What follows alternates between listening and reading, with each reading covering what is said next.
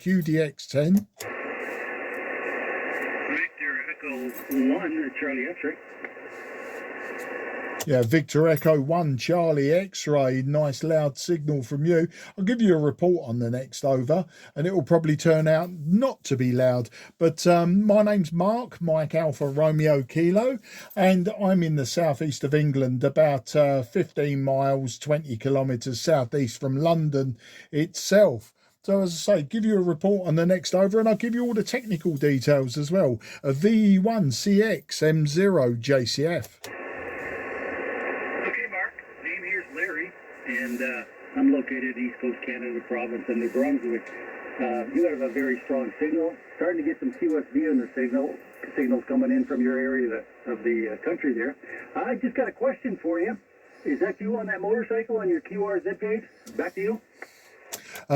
When you say, is it me? Yes, it was me. I think we've spoken before, Larry. No, we haven't. Okay, I'll stand corrected. Yes, that was me. That was drag racing. I think I sold that bike around about 2015, 2016. So it went off to a new owner way back then. But yeah, I'll tell you all about it if you're interested. But you're 57 to me at the moment, with probably one S point either side of it, but fairly steady around the 57. Larry, VE1CX M0 JCF. Okay, M0 JCF VE1CX. Yeah, I just seen that on your QRZ page, and I said, oh, geez, that's interesting. I've never actually driven I call them crotch rockets over here. I'm always on the cruisers. So, are you still driving bikes at all? Back to you. No, I gave up riding motorcycles on the road in 2004. I had a motorcycle accident. I broke my collarbone and 2 ribs, and my girls, who are now like 29 and 26, they were very young at the time, and I really didn't want the next phone call home to be, can you come and identify the body? So I gave up riding on the road. But it wasn't long after that I still had the bug, and I started drag racing. I'm in the market at the moment for a vintage motorcycle from my misspent youth, Larry, but no, I'm not actively riding at the moment, although my garage is full of motorcycle parts. I'm sure I could build something. Back to you. Okay, I always figured once you're biking, you got the bug and you like to go.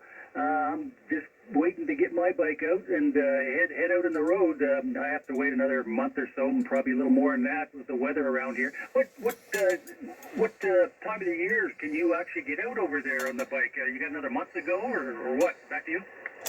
Okay, just give you an update on your signal, 5 and 9. Oh, by the way, look, I'll tell you, I'm using a TS-830S, a 45-year-old hybrid from Kenwood Trio, and a 5/8 wave vertical running 100 watts. And no, do you know what? Actually, here where I live, Larry, I could ride all year round without any interruption. This year, for instance, I don't think I've seen snow. We haven't seen any snow this winter. There might have been one day where we looked out the window and it's all, look, snowflakes, and they lasted about an hour and then it was all gone. Way back in the day, I used to ride in the snow as well. If it wasn't too heavy, I was reckless enough to actually ride in the snow. But I would imagine up in New Brunswick, you're probably knee deep in it, which is why you can't get the bike out. But no, if it comes to, I used to commute way back in the 80s. I used to commute every day, come rain or shine. I was fearless then, and yeah, I used to have the odd get off, but nothing that used to faze me or anything. But rain, cold, dry, sun, I say very light snow, etc., it never bothered me. Back to you. Okay, Mark. Well, you got more guts than I have. We don't actually have that much snow here compared to previous years. The years I remember big storms, but this year hardly really any snow at all. The problem here is even when the snow goes, we got remnants of sand and maybe a few leaves kicking around, and you hate to run into that stuff on a bike. So kind of wait till a good rainstorm to wash it all away. Yeah, you're going to go 5.9 here too. 5.9. I still do, but it's in being fixed. I had a Yaesu FT107. That was a 40 years old radio. I think it was the first solid state Yaesu that came out, I think. I'm not sure, but one of the first ones. And I got to get that repaired. But right now I'm running on a FT DX10 and Mosley TA33 Junior, pointing in your direction, probably with 500 watts PEP. Back to you. Absolutely fantastic. Well, you got a nice modern radio. Yeah, sitting right above this radio, funnily enough, is an FT101 Echo, and above that is a Swan 350. So you can see as I go up my shelves, the date goes further and further into the past. But the Swan needs a power supply. I've just started work on that actually. I've been promising myself for many years to get a power supply built. So I finally got my act together on that. The FT101E, actually, it was quite good that I've got a local ham that knows them better than me, G0UKN guy. He's very good when it comes to old hybrids and valve gear. He's a big KW man, and but I'm a Kenwood man myself. And yeah, dare say antennas, I'm very lazy with antennas. That's why I've just got the vertical for 10 meters, 5/8 wave vertical. But just checking out your QRZ page now, and I can see yeah, the type of motorcycle that you like to ride. I suppose on a very quick glance I thought, oh, he's a police motorcyclist, but probably not. Probably just the paint on the bike and the style of helmet and that you're using. But you know, I've got friends that live, you know, sort of almost across Canada. I've known them since the 70s, since we were pen friends and that. And I've kept on saying I've been to the USA so many times, but I've never been to Canada. And I've always wanted to ride a motorcycle right the way across Canada. You know, maybe start in Newfoundland or Nova Scotia, and then just make my way straight across the country somehow and end up in sort of Vancouver, somewhere like that in British Columbia. But I've probably got a bit too old for that. Now, I did discuss with my wife over Christmas actually that we should do a Canadian road trip, probably in a car or, you know, a motorhome or something like that, or maybe even on rail across the country. Take some time out. I'm retired now, Larry. I retired over 3 years ago. I'm only 63 now. Just circumstances were right. I'd given myself that task when I was younger to retire early and get out and see the world. But it looks like I'm doing it over the radio now. But yeah, it looks like you've got the motorcycle for the cruising. As you say, the crotch rockets, you know, a GSXR 1100 Suzuki's. I've had a handful of those now. And the one that I was drag racing until recently, now that one was a GSXR 1100L from 1990, but it was lowered, it was lengthened, and then I added the turbocharger, which gave me around 340 brake horsepower. So you can see it was absolutely blistering in a straight line, but not very good for going around bends, and you certainly wouldn't want to go cross country on it. Back to you. Did you say 300 horsepower? 340 horsepower, yeah. Oh my geez, how fast what's the maximum speed you get on that in a straight stretch? Well, I don't know about the maximum speed because I was drag racing. We'll put it this way, it would do 0 to 156 in 9.4 seconds. Now, I'm a big man. I'm well over 230 pounds, probably over 240 pounds, even when I was racing. And that would go from a standstill to 156, 9.4. It was definitely an 8-second bike with a smaller rider with bigger family jewels than I've got. It was definitely an 8-second bike, probably 8.5 seconds, probably at about 165 miles an hour. I would say that, you know, if it was geared for top speed across land, you'd probably be over 180, but that wasn't what it was built for. It was just literally built for, you know, the quarter mile. Back to you. Well, that would be some excitement to get on a bike like that. I've never, like I said, I've never been on what I call a crotch rocket. I just find them uncomfortable. I don't know why. I don't like leaning forward like that for any distance anyway. I just like to sit back and relax and watch the scenery. But yeah, that's exciting. That would be exciting. I hate to say it, but I'm out there cruising on the highway and we see these guys in these crotch rockets, and they just go by us like nothing. I mean, they just go right by us. It scares the living you know what out of me. Back to you. Yeah, well, do you know what? It's funny you should say that, because everyone around me of my age that is still riding motorcycles, I would say that most of them have got motorcycles that look just like yours. You know, I think you get to a point where you grow up, you know, you've been there, done it, got the t-shirt, read the book, etc., been in the film, you know, and we've all done it. I mean, I used to race motorcycles back in the 80s. I raced Yamahas in both production and open class. My local racetrack is Brands Hatch. It's very well known worldwide. It's an international racetrack. Brands Hatch is about 15 minutes drive from me, and I used to race at Brands Hatch and other circuits around the country on these 250 Yamahas until I had a big get off again. It's always the story. I had this big get off at Snetterton in Norfolk, and I say it was one where I walked away and I thought, you know, I don't want to do this anymore. And before that, I did a little bit of speedway as well, which is, you know, like I suppose the American version is flat tracking, but this was short track oval stuff. And I did a tiny amount of that and decided, you know, I always wanted to be a speedway rider, but I was very young and I just really didn't have the finances for it. But no, what I'm interested in now, as I say, is maybe a motorcycle from my youth. So it'll be a Yamaha. It'll be one of the RD 250 or 400 two strokes, to, you know, the parallel twin two strokes. And what I want though is I want one that's not a complete basket case to do up, but I don't want one that's finished either.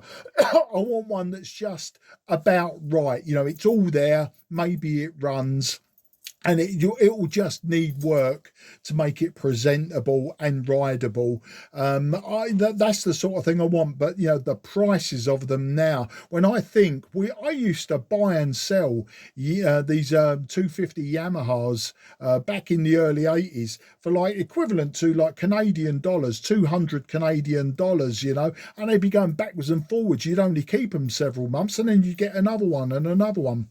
Now they want the equivalent of 10,000 or more Canadian dollars for exactly the same motorcycle, and we're not talking concours or anything like that. But yeah, as we were saying at the beginning of this long over of mine, yeah, I think a lot of my friends now, we've all got to that age where, you know, the aching wrists, the aching back, the aching knees, and they're all getting into cruisers and stuff like that. And I think that's the way to go when you get older. If you still want to ride motorcycles, have that freedom and the wind blowing in your hair, etc., or for those of us that have got hair, I haven't anymore. I think it is the way to go, and I can see the big appeal with feet forward, back up straight and arms outstretched. VE1CX M0 JCF. Yeah, M0 JCF, V1CX. Yeah, I had to laugh when you said about it. We still got it here. Yeah, I'm kind of a little shy out of the top of my head too. I'm just curious, what are the roads like over there? Yeah, we got some good roads and some bad roads, but I was just wondering, you got some fairly good roads to cruise on over there? Okay, yeah, that's the difference. We're a tiny little island, to say, compared to Canada, and we got the motorways, but everything has got cameras nowadays. So you know, you the two things. One is it's a matter of time before you just end up with no license. So you know you can't go much above the speed limit for any length of time. And number two, those motorways, those highways, they're just so full of traffic and blind people, you know. So they're not that good. Now we've got what we call the twisty roads. roads, the country lanes, etc. But really, that's now like a young man's game, you know, flying around the countryside like I used to do.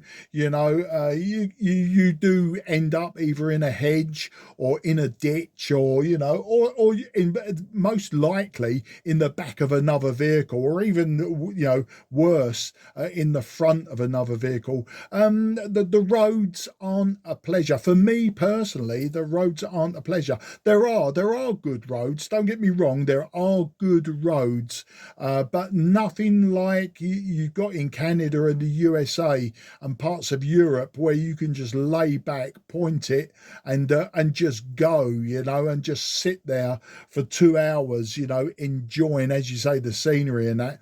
There's not so much of that here. But then, having said that, I've also been out of the road riding game for what, the best part of 20 years now. So, you know, I see everything now from a tin box surrounded by glass. Back to you. Well, Mark, you got to get back into it. Get back into it there. Geez, you know, I'm 72 here, and I can't wait to get out on the road. I just, that's what I live for. I hate the winters. I just hate them. I used to love them. I used to ski and all that kind of stuff, but got a bum leg there, knee, and I just can't do that stuff anymore. So I just love to get out on the bike.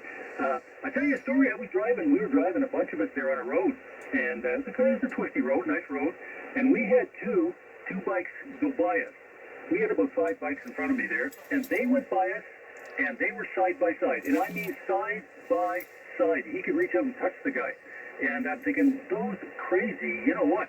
So I met up with them later on, and I said, what are you guys doing, you know, cruising so close like that, side by side? And they said, well, we know each other, we know what we're going to do, and we know, and I'm thinking, oh my God, an animal comes out on the road or a pothole or something, and they got to swerve, and they'd be right into each other. I just couldn't believe it. It was crazy. Back to you. Well, do you know what? I know exactly how they were, those riders. I'll give you a story of my own. It was I think it was 1989 or 1990, and I had a GSXR 1100 Suzuki, and I was in the market for buying a Jaguar, you know, the Jaguar car. So a friend and myself, we both got GSXR 1100s. And we had to do about a 25 mile road trip around the highway, the motorway 25, which is a massive ring road, 200-mile ring road around London. And we got onto near where I live. We got onto the motorway 25. We got onto this highway, and we were on our way, as I say, this 25-mile trip down into Surrey, the county of Surrey. And we were tazzing along, you know, just minding our own business. And I decided to put my head down, and I got my head down behind the fairing, and I see the speedo creep up to about 150, and I just glanced, you know, as best I could in my rear view mirror, and my friend was absolutely lagging behind me. So I decided to pull over and ask him, why aren't you keeping up with me? And he pulled up beside me, and I said, well, you know, what are you doing? Why aren't you keeping up with me? He said, because of them. He pointed forward, and in the distance, reversing back up, because they'd overshot us by a long way, was an unmarked police car. So they came up to us. Both the two policemen got out of the car, and I thought to myself, I dread to think what's going to happen now. Well, as it was, the policeman questioned my friend, another policeman questioned me, and he said to me, do you know why we've stopped? And I said, no. And he said, well, you've stopped on a motorway. He said, so that's the one reason why we stopped. He said, but he said, the reason we was going to stop you, he said, because of how fast you were going. I said, okay. He said, how fast were you going? And I said, maybe 80, 90 miles an hour. Now the speed limit is 70 miles per hour on that road. So I said 80 or 90. He said 80 or 90. 80 or 90? He said, we were following your friend at 120 and you were pulling away into the distance. How fast was you going? And I said, genuinely, I don't know how fast. I thought there is no way I'm going to admit it. Anyway, cut long story short, they reported us both for doing 99 miles per hour. A, because they couldn't prove how fast I was going, and B, obviously we were courteous, you know, the usual thing. We didn't give them any lip or back chat. So yeah, they reported us for 99. Now, normally, you know, like for 99 miles an hour, you don't lose your license. Over 100 mile an hour, you can lose your license. But, you know, you get a very big fine and you get points on the license. So normally, in the old days, if you didn't hear anything within 6 months, you'd got away with it. Well, as it was 6 months and 1 week later, I got a letter on my doorstep, and it was from the Sevenoaks County Constabulary, so the police force. And basically, it was a warning letter saying, naughty boy, don't do it again. And then a day later, my friend got the same letter, naughty boy. We got away with it. It was absolutely amazing. And to this day, I've still got that letter in one of my my little drawers, you know, full of boxes and stuff where you keep things from the past. I've still got that letter. But yeah, I don't condone it. It was the most ridiculous thing I could ever have done on the road. But yeah, got away with that one. VE1CX M0JCF. Yeah, you make me laugh. VE1CX, VE1CX. Yeah, 6 months. That seems like a long time to wait for a letter. Jeez. Yeah. No, I don't think that. You know something? I've never, ever seen an officer pull over a bike where I am. Anywhere around. I've never seen it. I don't know if they just don't bother or what. You know, I've seen some pretty crazy drivers around too. But I don't know if you get on Facebook or not sometimes, and it just scares the daylights out of me. Well, I don't know, it seems to be down in the States a lot. You see these girls driving. They got bikinis on, and they're cruising down these interstates, and they're standing on their bikes, and they're standing up, and they're, oh my God, they're doing such crazy stuff. And one wipeout, and they'd be just skinned alive. Back to you.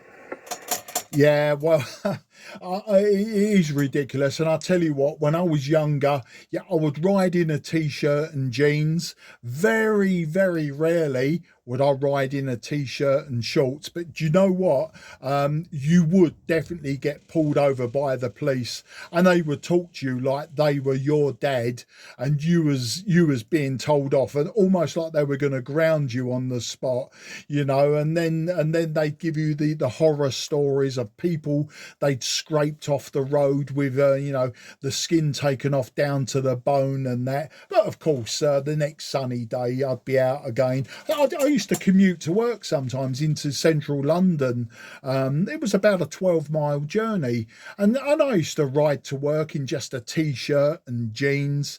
And I suppose once a month maybe I'd get pulled over, and the police would just read you the riot act. You wasn't doing anything wrong per se, but you know, from their point of view, they've scraped too many youngsters off the road.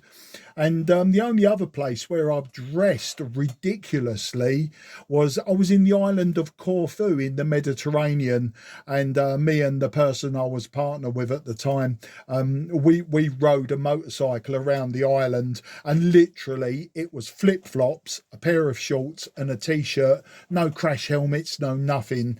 And you know, those roads out there now, they're ridiculous. I mean, fantastic scenery and everything. The roads are in such poor shape, and the driving out there, especially the bus drivers and truck drivers, is appalling. So you know, everything was against you, and you saw so many people around the swimming pool with the skin missing from their forearms and elbows and knees and everything, where they've been out on a motorcycle that they'd hired for a few days and slapped straight down the street. I suppose the only good thing was I could ride a motorcycle. A lot of these youngsters, when I was a youngster, we'd go on these holiday places, these holiday islands in Spain, Greece, Turkey, wherever, in the Mediterranean, and a lot of these people just could not ride a motorcycle. They didn't have a license at home to ride a motorcycle, but of course it's cheap and easy to hire one. So they think, oh, what the hell, buy, they'd hire one, and within like 15 minutes they were down the road losing their skin. Yeah, there's tales we could tell, I'm sure, for hours on end, Larry. VE1CX M0JCF. M0JCF V1CX. Yeah, I know. It just scares me to see that. I don't think I could drive in your country. I know I couldn't drive in your country. I would be in an accident in like 2 seconds. I couldn't drive on the opposite side of the road. I'd be like, oh my God. So I hear some people coming over from your country driving on our side, and I don't know how they do it. Back to you. Yeah, well, I've driven in the USA from Florida to California. I've driven loads of times, loads and loads and loads and loads and loads of times, all different cars. Never ridden. The only motorcycle I've ridden was in California on Mulholland Drive, which has got the very famous cafe there called the Rock Store. I borrowed somebody's XR750 Harley Davidson flat tracker. And I rode that for a short while. That's the only time I've ridden a motorcycle in the USA. I've always driven cars there. I have no problems with driving on the wrong side of the road. I have driven, sometimes I've come up to a junction and I've turned into the oncoming traffic. That has happened. I won't lie about that. I suppose the only other time that I've driven a motorcycle, which was very inappropriate dress, actually, I was in Thailand in 1993, and I hired a motorcycle several times out there, and it was a Suzuki GSXR 400, and I was dressed very inappropriately at that. I had a vest top on, like a tank top type top, and just shorts and trainers, and that was it. On a pair of sunglasses, of course. You got to have the sunglasses, and consequently, anything could have happened. And I was hitting speeds of probably 100 miles an hour or thereabouts. Yeah, when I think back, and I think, no, would I do that again? No, of course I wouldn't. And no, I think a lot of tourists are the same in this country. Our roads are narrower.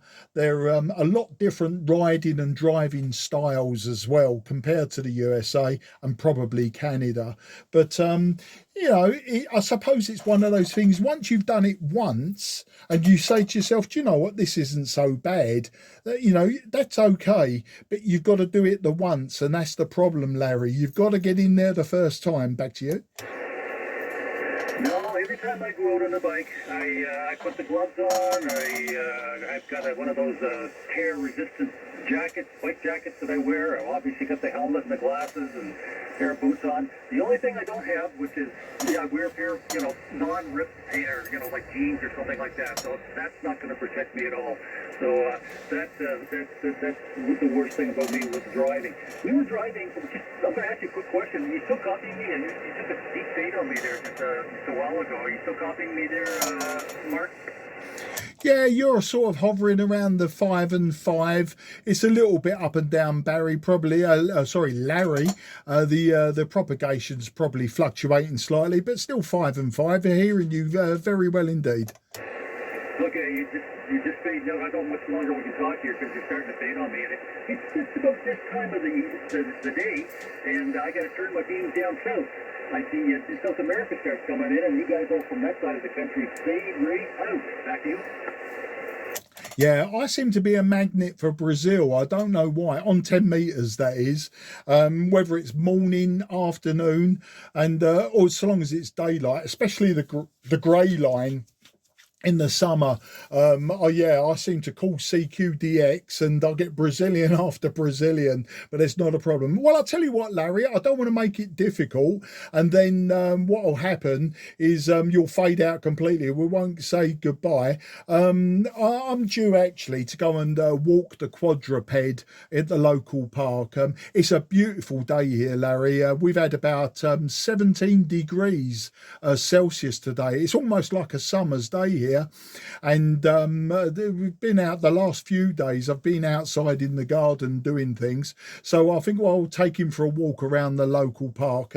Sunset isn't until around 6 p.m. and it's about 4:15 in the afternoon. So I'll say goodbye now, Larry. But if you hear me calling again, please do drop in. We'll carry on with this long QSO, and we'll do it all again. I'm sure we'll repeat things, but yeah, I'll question you more about like your roads, etc. I know that New Brunswick is almost surrounded by water, isn't it? You've got water to the south, the north, and of course out towards is it Prince Edward Island, out that way. You're sort of quite surrounded by water. So yeah, I'd like to know a bit more about your location, but we'll do that next time. So can I say have a fantastic day, a fantastic week, and hopefully the weather perks up for you so you can get out on that lovely big motorcycle. And I'm rambling on now. We'll do it again. A VE1CX M0JCF. I'll wish you 73 now, Larry, and hand it over to you for any possible final. A VE1CX M0JCF. Okay, Mark, you picked a good time because you start to save on me. M0JCF V1CX. Yes, very enjoyable conversation. Love to talk to your folks, bikes and stuff like that more, so I'm sure I'll catch you down the road. So we'll catch you later. 73 is Mark. V1CX Cliff. Yeah, ride safe, ride free, and take care. Good luck, old friend. And there was a fantastic QSO. What we're doing, over half an hour on that one. QRZ, Mike 0, Juliet, Charlie, Foxtrot. Okay, nothing is heard. Mike 0, Juliet, Charlie, Foxtrot will now be QRT to walk the dog. This frequency is clear for use. Thanks to anyone who tried to call in, and if I didn't hear you, apologies.